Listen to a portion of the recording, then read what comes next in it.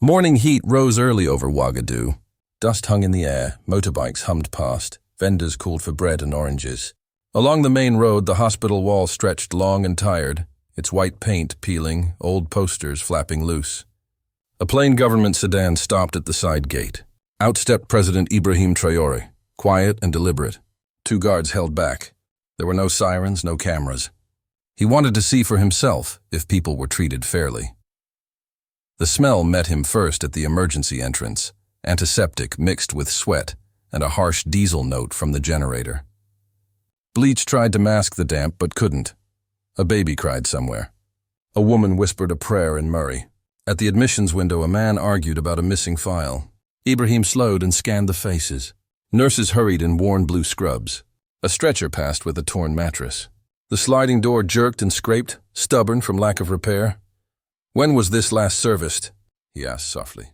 2 months ago, Joseph, his aide, murmured. They were still waiting on a part. At the gate, a guard barked at an old man bent with pain, one hand pressed to his chest. His shirt was clean but very worn. Beside him stood a boy of about 13 clutching a folded cloth bag, eyes wide. "No deposit, no file, no entry," the guard snapped. "My chest is burning," the old man's voice shook. "My left hand is numb." The admissions clerk slid open the window, face bored. "Next, if you have money, step forward.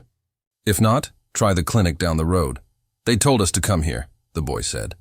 "He can't walk far." "Not my problem." The window slammed shut. The man swayed and caught the wall.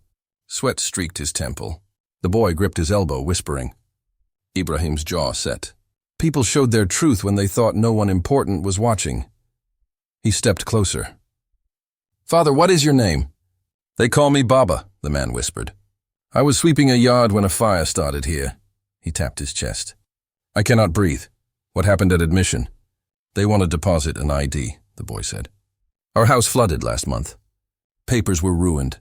No paper, no bed," Baba added weakly.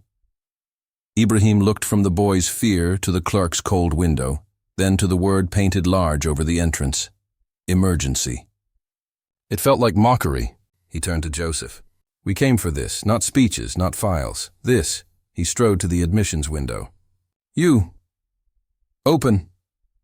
"Take a number," the clerk muttered, still not looking up. "Open," Ibrahim said again. The clerk sighed, slid the glass, then froze when he saw who stood there. Color drained from his face. "This is an emergency entrance," Ibrahim said evenly. "A man in distress stands at your gate." "You told him to leave." "There are rules," the clerk stammered. "Deposits, no beds, the director. Open the door now." Keys fumbled. The lock clicked. The boy held his grandfather tighter. Ibrahim laid a steady hand on Baba's shoulder. "You will enter today. You are not invisible." Inside, the room stilled as Ibrahim guided them through. A young nurse pointed them to triage, where Dr. Aminata, calm and sure, took charge. She listened to Baba's chest, called for oxygen and an ECG. Machines sputtered and cables hung loose, but she worked with what she had.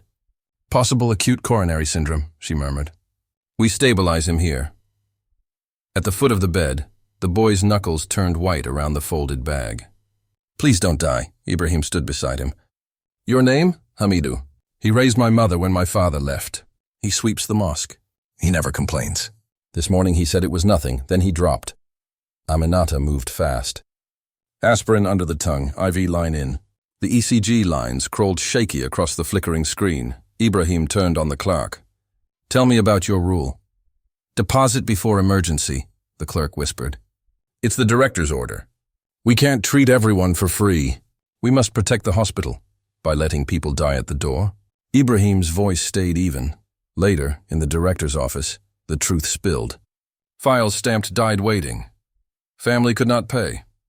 Joseph produced an envelope just taken at the gate. Bribe money. "A second door," Ibrahim said quietly. "Quick for those who pay. Slow for those who can't."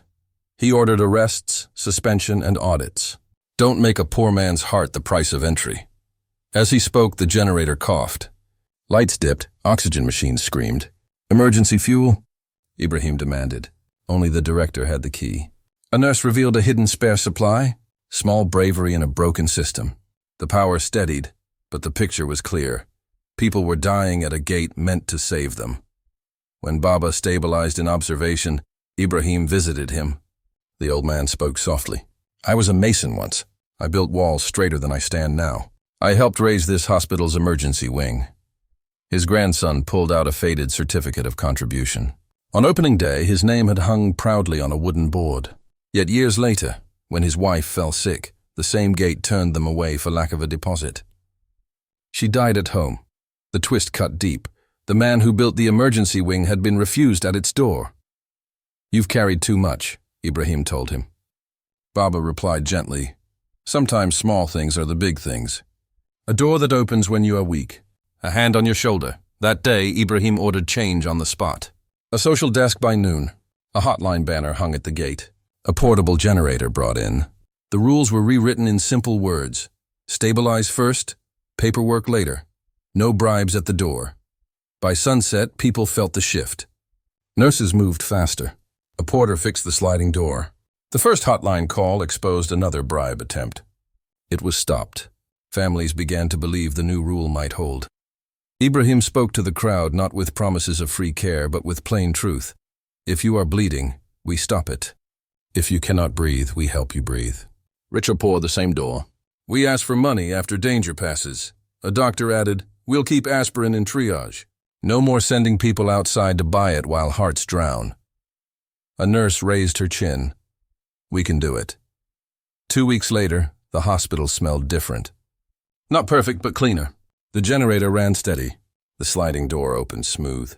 On the wall, the old community donor board was back, names restored, letters repainted. Baba's name stood among them. They held a small gathering under the neem tree. No stage, just chairs in a circle. The porter leaned on his toolbox. The cleaner wore new gloves. The guard held his cap in both hands. Baba arrived with Hamidou, cane in hand, slow but steady. "Welcome home," Ibrahim said. "It's home if the door stays open." Baba smiled. Ibrahim showed the first monthly report. Bribe calls cut in half. Oxygen deliveries on time. Cleaners paid. He handed the guard a single page, emergency first protocol. 4 rules. Stabilize first, papers later, social desk on duty, no money at the door. Stories came. A mother who delivered safely without papers. A rider treated quickly. A child breathing easy with clean oxygen. Small wins stacking up. Baba stood, voice steady. "This hospital belongs to the poor, the tired, the ones choosing between rent and pills. Treat them like owners, not beggars." As Ibrahim left, he asked each worker what had changed. A social worker showed her slips. The porter had repaired the ECG cable. The cleaner raised new gloves and her paid wages. The guard admitted, "The hardest was saying no to my cousin. But I want to keep my job and my face." "Keep both," Ibrahim said. Outside, the banner lifted in the evening breeze with a soft flap, like a bell. He thought of the lesson Baba had left in the courtyard. Leadership isn't a spotlight. It's a hand on a heavy door. You push when it sticks, oil the hinges, hold it open for others, then teach the next person to keep it moving. In a just country, the doors that matter must open for everyone, not because a president is standing there, but because the rules are clear, the people guarding them are respected and paid. And those who built the walls are never turned away. Real change doesn't come from speeches. It comes from simple, honest fixes. One wheel repaired, one file handled fairly, one banner hung in truth. Step by step, these acts grow into real change when leaders stay close to the people and keep their hands on the door.